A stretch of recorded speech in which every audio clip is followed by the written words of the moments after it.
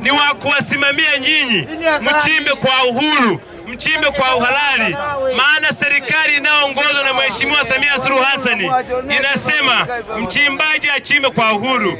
Na mimi naujua uchimbaji. Na mimi jamani, msinione ni mchimbaji tu.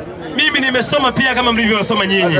Kwa sheria nitazifuatilia, nitazijua vizuri ili tuweze kusaidizana vizuri. Kila mmoja anufaike na ardhi ya Katoro. Kila mmoja anufaike na madini ya Katoro. Kila mmoja anufaike na uchimbaji unaofanyika.